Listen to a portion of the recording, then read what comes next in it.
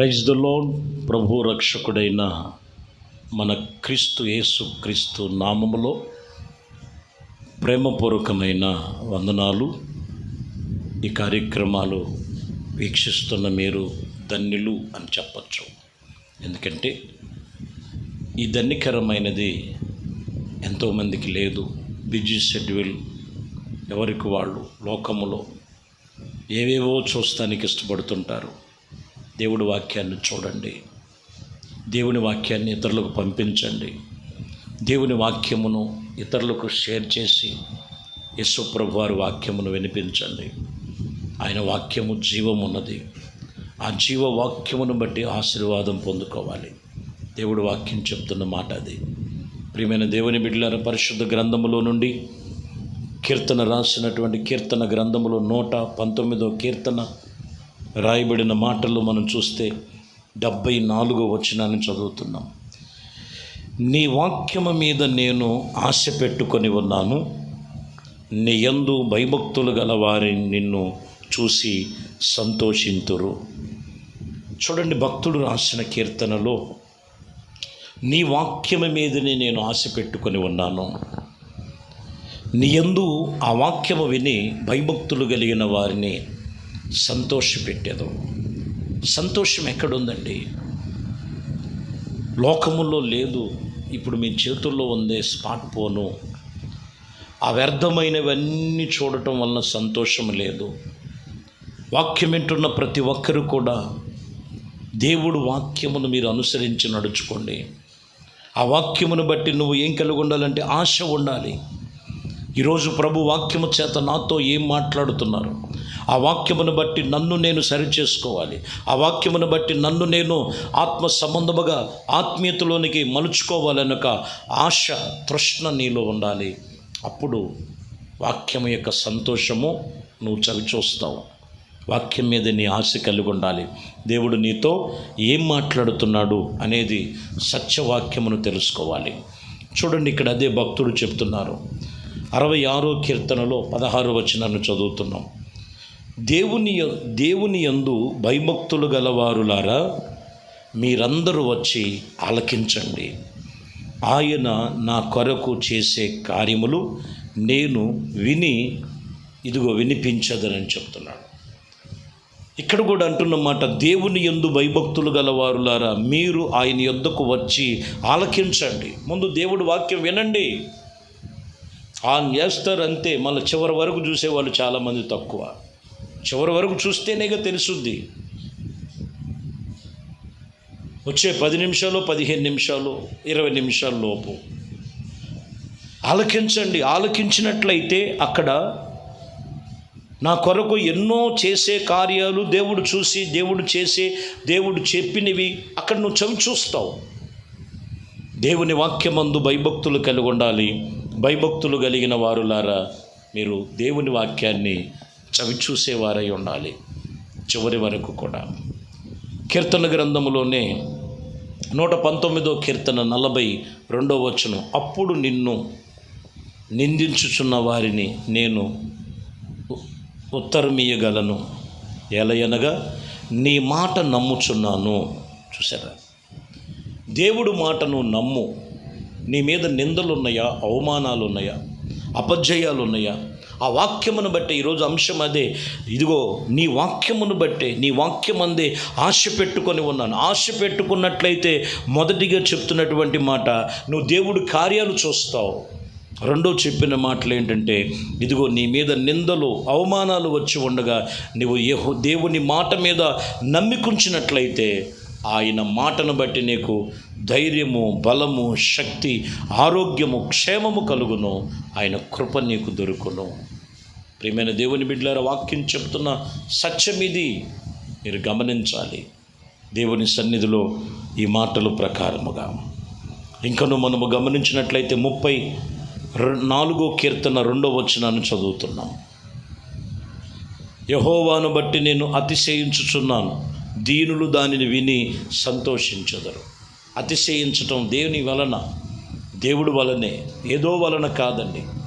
సమస్తము ఆయన మూలముగానే కలిగి ఉన్నది. భూప్రపంచములో సమస్తమును కూడా అన్ని విషయాల్లో ఎన్నో విషయాల్లో ఎన్నో తెలుసుకుంటానికి ఇష్టపడుతుంటారు, కానీ దేవుని గురించి తెలుసుకో, ఆశ పెట్టుకో.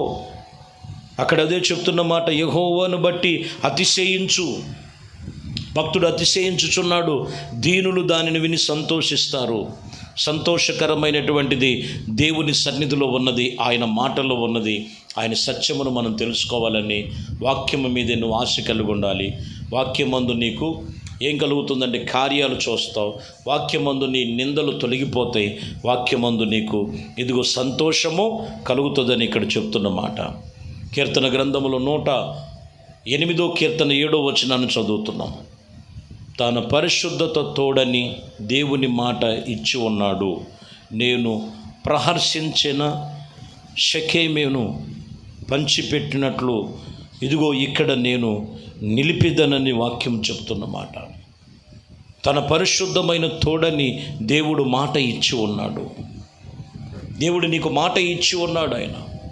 ఆయన మాట చొప్పున చేయటానికి ఎవరైతే నిర్ణయించుకుంటారో, ఎవరైతే ఆ మాట ప్రకారంగా తమ జీవితాన్ని సరిచేసుకుంటారో, దేవుడు అన్ని విషయములలో వారిని ఆశీర్వదించును. ఎందుకంటే లోకాసువార్తలో 21వ అధ్యాయం 33వ వచనములో మనం చదువుతున్నాం, ఆకాశము భూమియు గతించునేమో కానీ నా మాట ఏమాత్రమో గతించదు.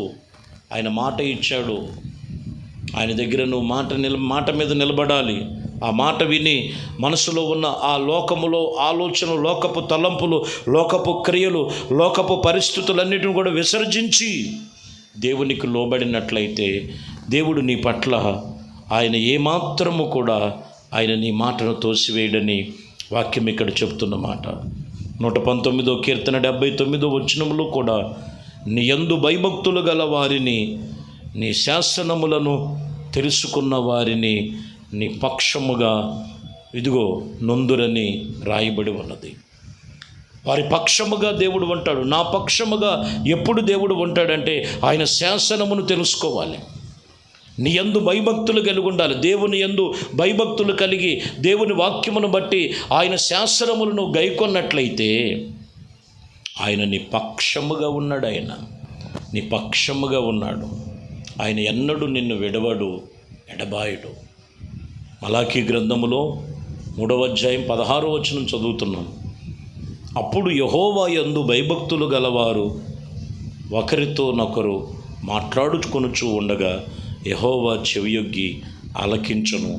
మరియు యెహోవా యందు భయభక్తులు కలిగి ఆయన నామమును అనుసరించి ఉండేవారు ఇదిగో జ్ఞాపకార్థముగా ఒక గ్రంథములో ఆయన సముఖమునందు రాయబడి ఉండెను.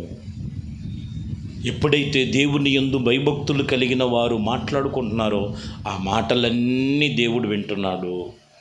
ఎప్పుడైతే దేవుని యందు భయభక్తులు కలిగి ఆయనను అనుసరించి ఆయన సన్నిధిలో ఉన్నట్లయితే జ్ఞాపకార్థముగా నువ్వు చేస్తున్న ప్రతి ఒక్కటి ఆయన గ్రంథమందు సముఖమందు రాయబడి ఉన్నదని వాక్యం చెప్తున్నమాట.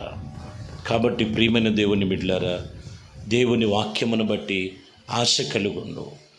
దేవుని మాటలను బట్టి నీవు బలము పొందుకుంటావు. దేవుని మాటను బట్టి నువ్వు కార్యాలు చూస్తావు. దేవుని మాటను బట్టి ఎక్కడ కూడా నిన్ను విడిచిపెట్టక ఆయన నిన్ను స్థిరపరుస్తాడు. దేవుని మాటను బట్టి ఆయన శాసనాన్ని నువ్వు అనుసరించినట్లయితే ఆయనే నీ పక్షముగా ఆయన నిలిచి ఉన్నాడు. చివరిగా చెప్తున్న మాట, దేవుని మాటల ప్రకారంగా నువ్వు అనుసరించినట్లయితే నువ్వు చేసే ప్రతి ప్రార్థన వింటాడు. అంతేకాదు నువ్వు చేస్తున్న ప్రతి ఒక్కటి కూడా ఆయన జీవగ్రంథమందు అనగా గ్రంథమందు ఆయన సముఖమందు రాయబడి ఉన్నదని వాక్యం చెప్తున్నమాట. కాబట్టి దేవుడు వాక్యం మీదే నువ్వు ఆశ కలుగుండు. దేవుని వాక్యమును బట్టే నువ్వు అతిశయించు. ప్రభునందు భయభక్తులతో, విశ్వాసముతో, నిరీక్షణతో నువ్వు అనుసరించినట్లయితే ఇవన్నీ కూడా నీకు ఆయన ఆశీర్వాదాలు దాచబడి ఉన్నవి. దేవుడు కృప మీకును మీ కుటుంబాలకును ఆయన వాక్యముల చేత మరింత ఆదరణ, బలము, అభివృద్ధి కలుగు చేయునుగాక. ఆమేన్. ప్రార్థన. పరిశుద్ధుడా, ప్రేమ కలిగిన తండ్రి, శ్రేష్టమైనది పరిశుద్ధ నామములో ఈ ఉదయమే మీ వాక్యము వింటూ వాళ్ళ మనస్సు నిలుపుకొని ప్రార్థన చేస్తున్నారు. ఇదిగోనైనా దేని యందు అతిశయపడక వాక్యమందే ఆశ పెట్టుకొని భయభక్తులు కలిగి ఇదిగో వారి దైనందిన జీవితం అంతా ఈ రోజంతా కూడా మీ కృప చేత మీ వాక్యము చేత నడిపించండి. దోషాలు తొలగించండి, వ్యతిరేకతలు తొలగించండి, విరోధాలు తొలగించండి.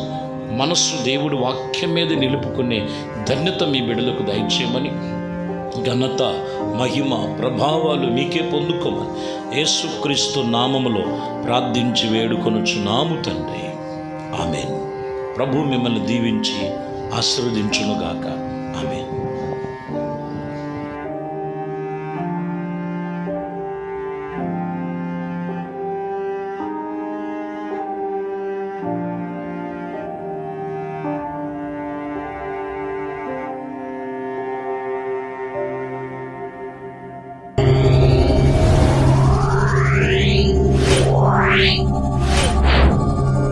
Meow.